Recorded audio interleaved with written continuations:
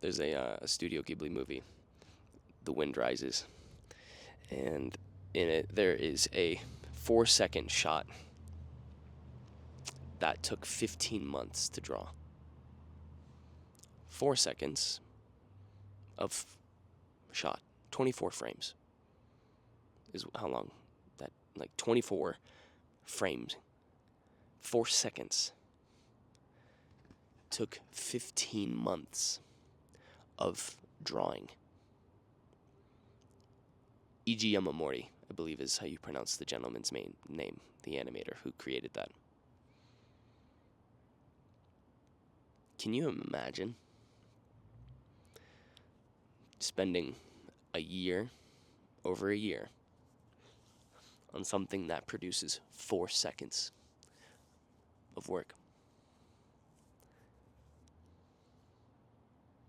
When I moved home, for those of you that don't know, I moved back home to Colorado. I'm currently living at my father's house from living in San Diego for the past few years, building a lot of fun things in San Diego and doing a lot of really cool things.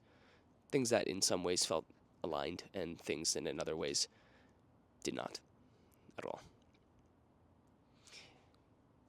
Coming home on one level has been beautiful. I don't have to pay rent right now, which is fantastic. Spending quality time with my family, beautiful. It's spring right now, and springtime in Colorado is stunning. I'm surrounded by trees right now, and all of the colors and the range of diversity is just fantastic. And when I first moved home, I was put into a place of like 180 difference of life in San Diego, working with clients all fucking day, leading wellness events, doing a ton of things, just living life, and then coming back home, complete 180.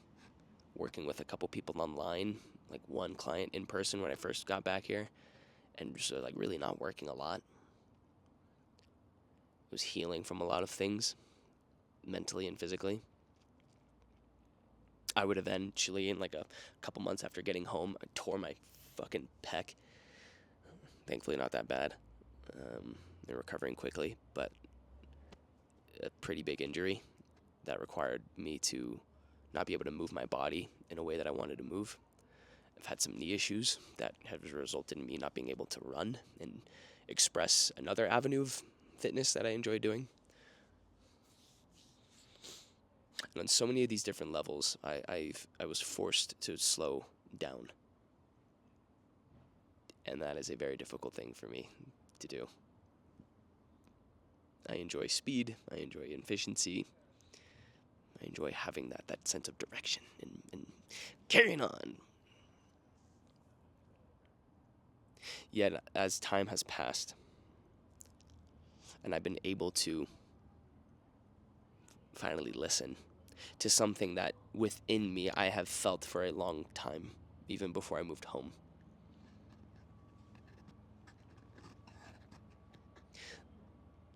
That the value of slowing down is not a burden. And that the things that you and I are endeavoring towards in our lives will not come quicker by doing them in haste, by doing them from this perceived notion of it needs to be done now, it needs to be faster, it should have been here yesterday. Next to me, you can't see in the camera, but there is a huge elm tree in my father's backyard, and it is a beautiful tree that is very special to our family. This tree is almost 200 years old. When my dad bought this house a while ago, the woman who owned it previously told him that this tree, she's been having nutrients injected into the soil for it every year so that it can stay healthy and continue to grow on. And if that's something he wants to do, this is how you do it. And he's continued that on. And, this tree is, it's almost 200 years old, and it's incredible. And right now, it being spring, everything is blossoming and blooming. The weather is livening, animals are coming. And yet this tree does not have one single leaf on it yet. Whereas right now, as I'm looking around me, there are plenty of trees that have leaves, flowers, colors. There's like tons of different things happening. And yet here stands this one mighty tree, operating at its own timeline, in a way that it doesn't need to rush. It just is. And the culture that we have become accustomed to with social media, and even before social media, just, I think the general realm of kind of what I was saying earlier, efficiency, moving, making action, doing things, that's just kind of part of human nature, to just do things. But what I'm leading to right now is with slowing down. One is, why rush? Two, what are we actually building towards? There were things in my life that I was building towards that, while the goal was meaningful to me, it eventually blew up in my face because the root origin of the advancement towards that goal was rooted in a form of insecurity, insufficiency, and comparison of myself to another being. Not like one person specifically, but just like people in general. Just that one fucking guy. You know. I'm looking at my notes down here.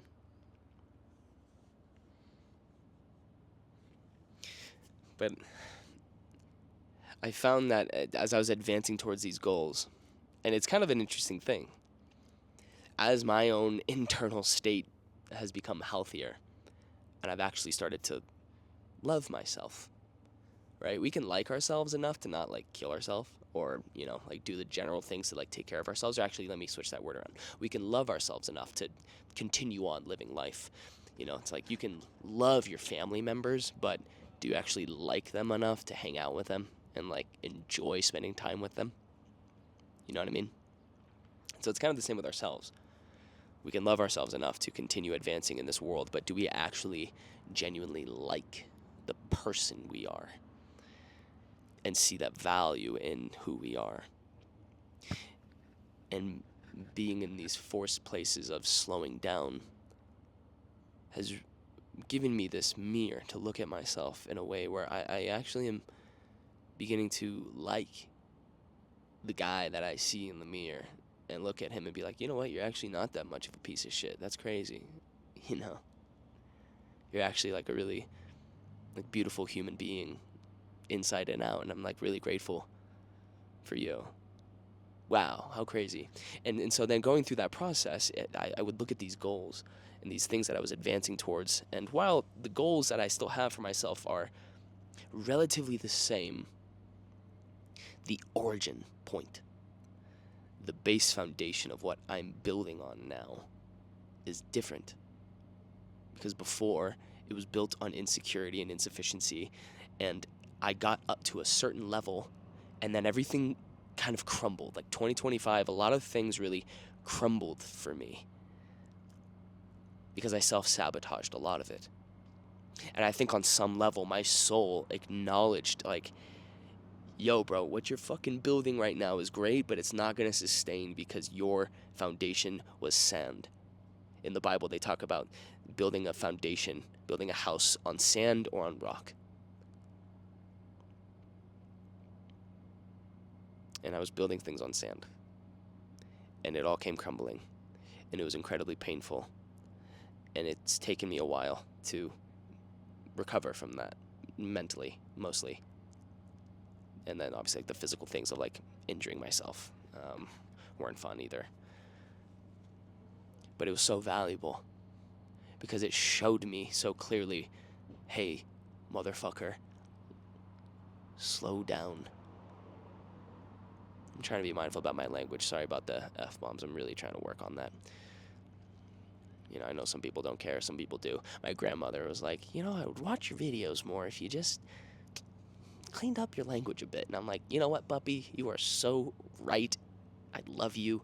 If you're watching this, I love you so much, puppy. And I'm trying. But I just love saying bad words. Right? So then on one level, it's like, what's the foundation that we're doing it with? And then the other side, it's what's the rush? This elm tree that is next to me, this beautiful, beautiful, massive tree. It doesn't have the mind like you and I do. Trees, they have their own minds. If you don't understand what I'm saying by that, then you and I probably just, this relationship might not work the best. But if you're open to exploring that, go hug a tree, because it's pretty fantastic. But the mind of this tree, if it were able to conceptually look around itself and compare it to all the others and lead from that mindset that most of us do of, oh, I'm behind, I'm not enough. Why are all these trees blossoming and blooming? Why does this one have pink flowers on top of it? I don't have pink flowers. Completely negating the fact that it is an elm tree. It's such magnificent in its own way, and not to negate all the other trees that are so beautiful. And it's so hard for us to look at our own selves in that way, because we are flawed. We've done wrong things to ourselves, to other people. We've made mistakes, and then the comparison loop of everything. It's just so much. God, it's so much, and it's still, I don't think that's, I think that stimulus is always going to kind of be there, as long as we are choosing to live in this world and not, become monks and flee. I don't know. It's changing, though. But when we see ourselves for the thing that we are, and honoring that we have our own pacing, and that if we slow down enough, and it's not literally like stopping everything you're doing, because if you have a family, if you're a single parent with kids, and you just can't slow down, like that's fine. But yet I also want to offer, where are the windows of opportunity? Sorry, there's a truck passing by. What are the windows of opportunity where you can take 5 seconds to breathe? I'm currently working with a couple clients who are single parents.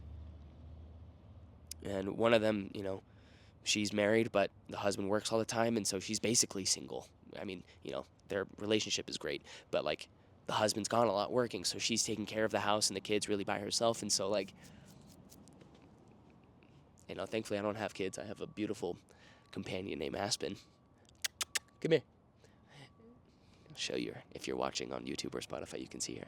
And if you're just listening, just know that there's a beautiful stallion. Come here. Come here. Come here.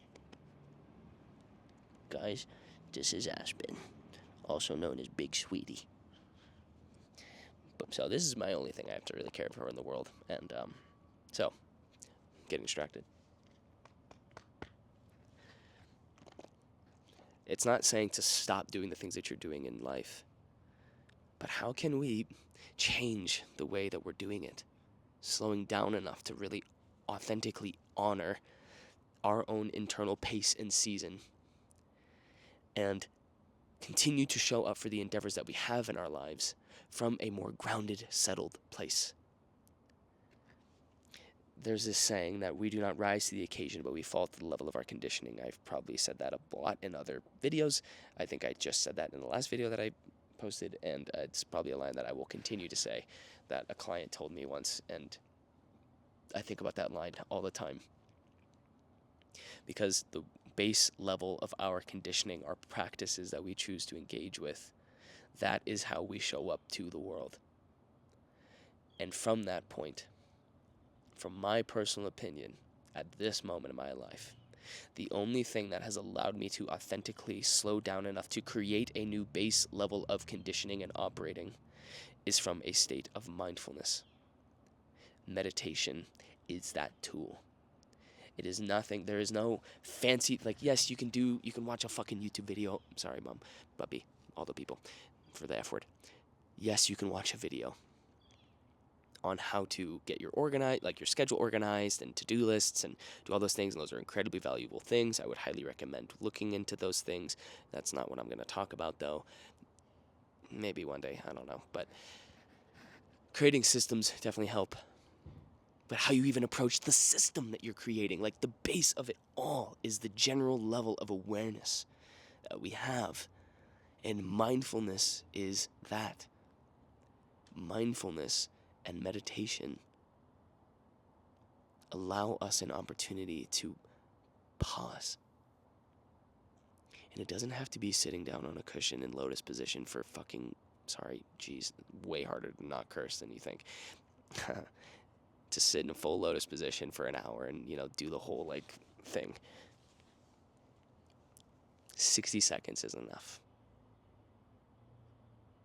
60 seconds.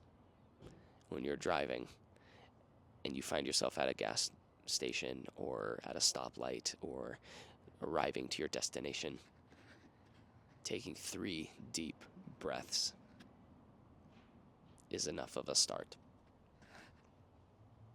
But creating a practice for yourself that you can do regularly for, at least 3 to 5 minutes, done daily, allows us to begin to create our own intimate understanding and texture of the thing.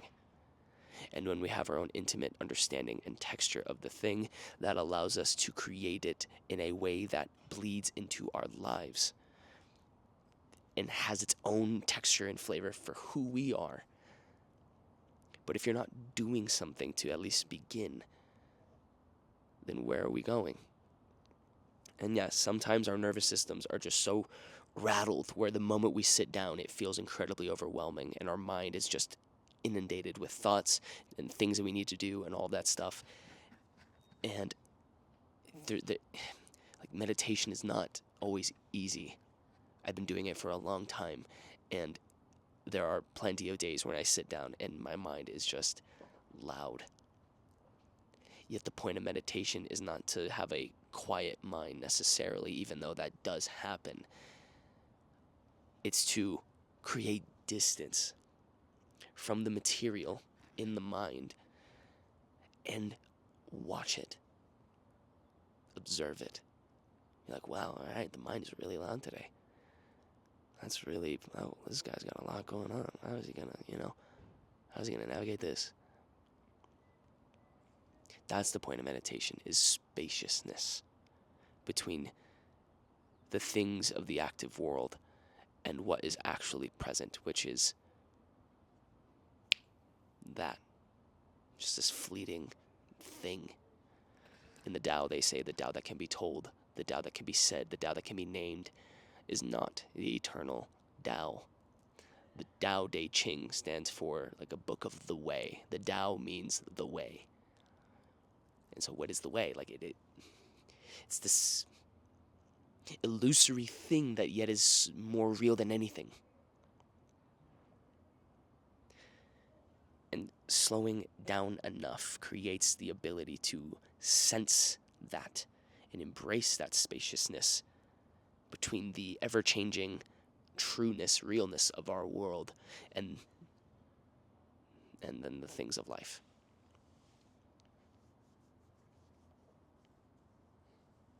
So yes, when you start to sit down with a practice, it'll feel challenging. A lot will come up. It can, in moments, be incredibly dysregulating. And that's all part of the practice. It's the same as when you're working out. When you first start, it can be overwhelming. It can be challenging. If you're somebody that is overweight, hasn't gone to the gym in a long time, has had a lot of injuries, it can be an incredibly, stressful environment. But does that mean that we just push it away and ignore it entirely? No. You find a way to do it that works for you where you are currently. If that means you need to hire somebody so they teach you how to do things, then do that. And I offer those services both with strength and conditioning and with somatic coaching and with mindset and meditation stuff. So just know that if you need somebody, I got you. But, hire somebody to help you. Find a routine that works for you. Start at a level and a time that works for you. If 10 minutes is too long, do 8. If that's too long, do 6. If that's too long, do 60 seconds. If that's too long, then you're just fucking lying to yourself. There's always a way. And I promise you, being forced to go into a state of slowing down is far more painful than choosing to do it. on your own. Yet humans, we are very funny beings, and speaking for myself personally, I don't know about you, but I learn best through hitting my head against a wall numerous times and being like, why am I bleeding? I'm a slow learner for certain things. And sometimes the pain teacher needs to come in and speak to me loudly and sternly so that I get the message. But hey, the message comes across one way or another, so, what the heck, Hey, you see, could have said another word, but I didn't. So, man, I really hope I didn't ramble too much. Remember the beginning of what we opened this with. E.g. Yamamori. 4 seconds of fruit from 15 months of labor. The slow and the steady will win a race, but what are you racing towards? Is it authentically yours, or has it been something that has been instilled into you from outside opinions, insecurity, insufficiency, whatever? Moving slowly allows us to see it all clearly. Getting caught in the speed and the route and the way of things is how we will lose ourselves. And the level of our conditioning, the things that we do every day, they build. So that when the moments of life come, what are we going to be meeting those things with? Meditation, yes, it is challenging. Yes, it is beautiful. Yes, it can look different for everyone. But unless we are practicing it consistently, we will not understand it and how to bring it outside from the seated position of our cushion or our domain and out into the world. How to take what we learn in practice and bring it to game day.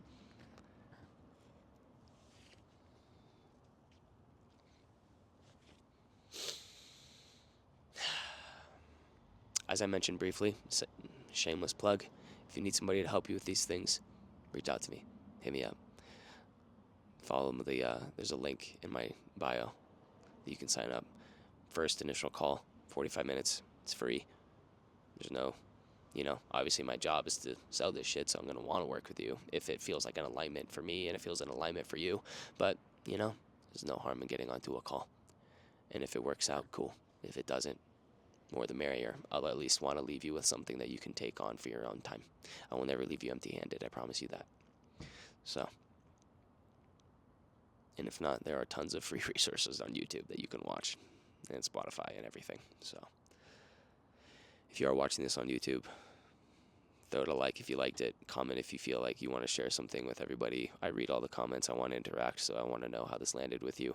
If you're listening to this on Spotify, you can do the same thing. You can leave a comment. I want to know how it landed, things that you're working through in your life, things that don't work, so on and so forth. You can follow me at Time of Sages on everything, Instagram, TikTok, all socials. And that is it, my friends. I love you. You got this. Keep going.